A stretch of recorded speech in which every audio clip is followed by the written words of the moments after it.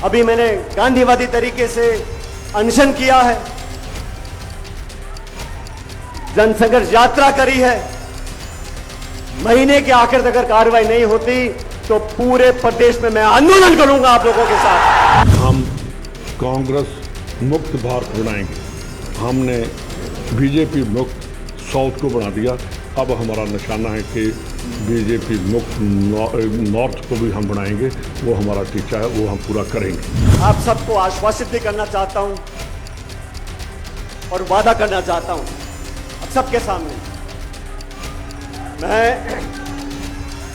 मैं किसी पद पे रहूं या ना रहूं, मैं राजस्थान की जनता और नौजवानों की सेवा अपनी आखिरी सांस तक करता रहूंगा। और मैं डरने वाला नहीं हूं, मैं दबने वाला नहीं हूं। मैं आपके लिए लड़ा हूं और लड़ता रहूंगा।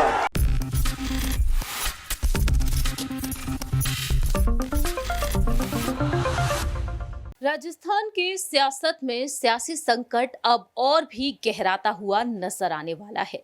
बीते लंबे वक्त से मौजूदा मुख्यमंत्री अशोक गहलोत और पूर्व डिप्टी सीएम सचिन पायलट के बीच सियासी जंग छिड़ी हुई है।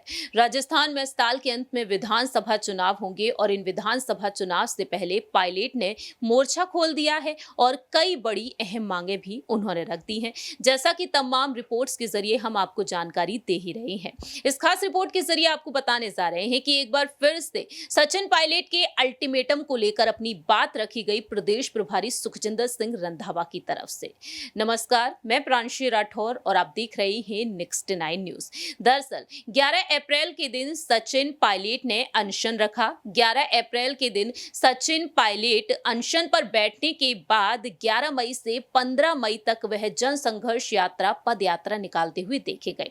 अब उन्होंने अल्टीमेटम दिया है, जो 3 मांगे उन्होंने की हैं, अगर वह पूरी नहीं होती हैं तो 31 मई के बाद वह एक आंदोलन छेड़ सकते हैं। और ऐसे में अशोक गहलोत सरकार की मुश्किलें कई हद तक बढ़ती हुई दिखाई दे रही हैं। इसी बीच प्रदेश प्रभारी सुखजिंदर सिंह रंधावा ने अपनी बात रखी, क्योंकि अटकलें ये तेज हैं कि सचिन पायलट कहीं ना कहीं पार्टी छोड़ सकते हैं, नई पार्टी का गठन कर सकते हैं। हनुमान बेनीवाल उन्हें बार बार प्रस्ताव दे रहे हैं, या फिर सचिन पायलट ज्योतिरादित्य सिंधिया की तरह बीजेपी में शामिल हो सकते हैं।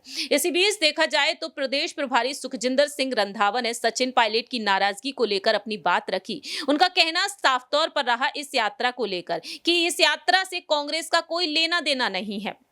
कर्नाटक में इलेक्शन थे और उससे पहले यात्रा निकालना अच्छी बात नहीं रही। भ्रष्टाचार के तो मैं खिलाफ हूं, लेकिन कोई बात पार्टी प्लेटफॉर्म पर उन्हें करनी चाहिए थी। वहीं दूसरी ही तरफ उन्होंने अपनी बातें यहां पर खुलकर रखी कि वसुंधरा राजे की सरकार के दौरान जो भ्रष्टाचार हुआ उसके खिलाफ यहां पर अब देखा जाए तो पार्टी में विचार विमर्श तो चल ही रहा है। उनका कहना रहा केंद्रीय मंत्री गजेंद्र सिंह शेखावत की बात पर कि यहां पर वसुंधरा राजे की भ्रष्टाचार पर बात होनी चाहिए। रंधावा ने पायलट और सीएम अशोक गहलोत के बीच की तकरार पर कहा कि एक मंच पर लाए जाने के सवाल पर पॉलिटिक्स में कोई परमानेंट दोस्त नहीं होता, कोई परमानेंट दुश्मनी नहीं होती। वह कहते हैं कि यात्रा होनी चाहिए, कांग्रेस का उसके साथ कोई लेना देना नहीं, पार्टी प्लेटफॉर्म पर बात होनी चाहिए, पार्टी में मीटिंग में ये बात रखनी चाहिए। जब बात हो और सुनी भी जाएगी, मैं कह सकता हूं कि हाँ, इसकी सुनी नहीं गई। कर्नाटक चुनाव में वोटिंग से पहले यात्रा निकालना अच्छी बात नहीं है।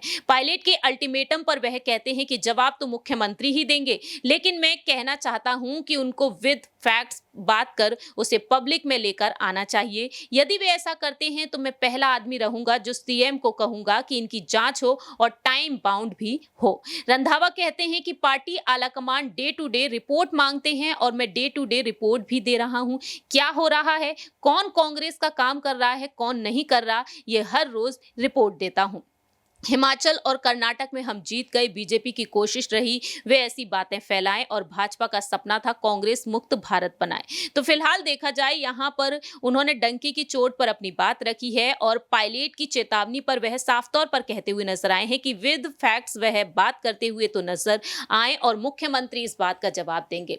तो फिलहाल देखा जाए सुखजिंदर सिंह रंधावा कहते हैं कि पायलट और गहलोत की ये दुश्मनी परमानेंट तो नहीं रहने वाली है, क्योंकि ये राजनीति है, यहाँ पर आरोप प्रत्यारोप का सिलसिला जारी रहेगा और ये सिलसिला आगे भी देखने को मिलेगा। आप देखते हैं कि रंधावा की इन बातों पर सचिन पायलट क्या रिएक्शन देते हैं, क्योंकि बार बार वह कहते हैं कि उनके साथ कैसा व्यवहार किया गया है, हमने सब कुछ सहा, लेकिन इस बार मैं दबूंगा नहीं, झुकूंगा नहीं।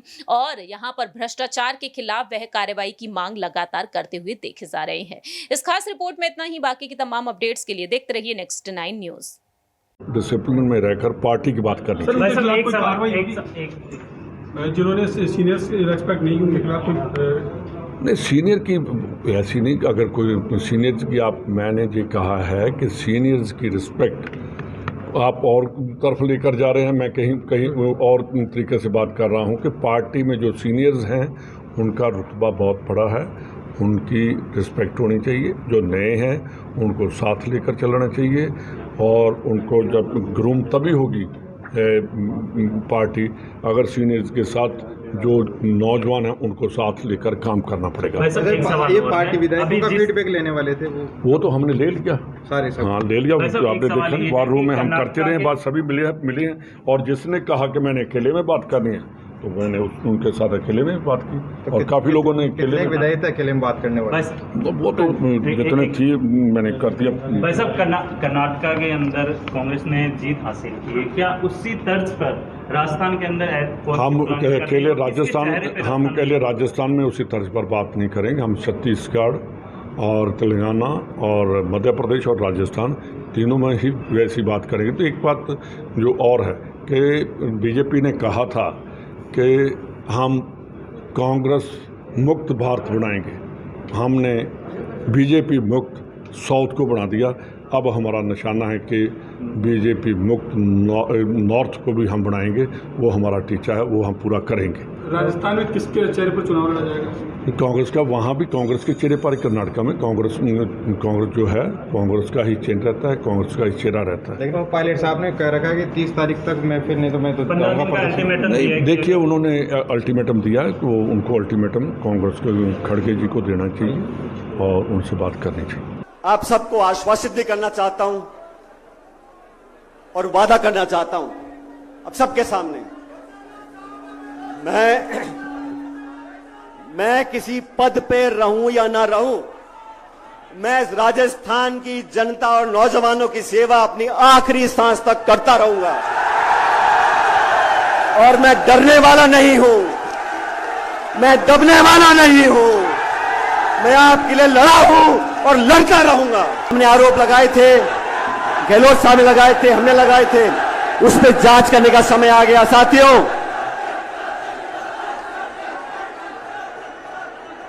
उन आरोपों पर जांच होनी चाहिए। मैंने चिट्ठी लिखी, बार बार लिखी, आवेदन किया, आग्रह किया, निवेदन किया, कार्रवाई हुई नहीं। मैंने अनशन किया, कार्रवाई हुई नहीं। हमने जनसंघर्ष यात्रा निकाली, मैं उम्मीद करता हूं कार्रवाई होगी।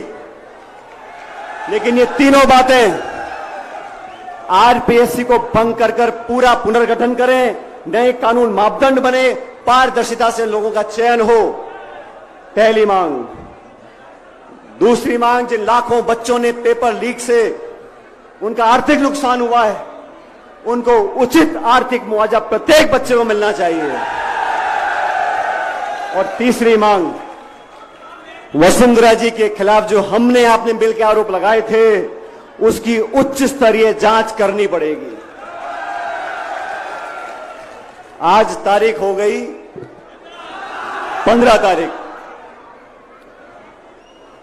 इन तीनों मांगों को अगर आप सब समर्थन करते हो तो दोनों हाथ खड़े कर मुझे बता दो कि ये मांग होनी चाहिए कि नहीं होनी चाहिए। अब इन मांगों को मनाने के लिए 15 मई आज का दिन है।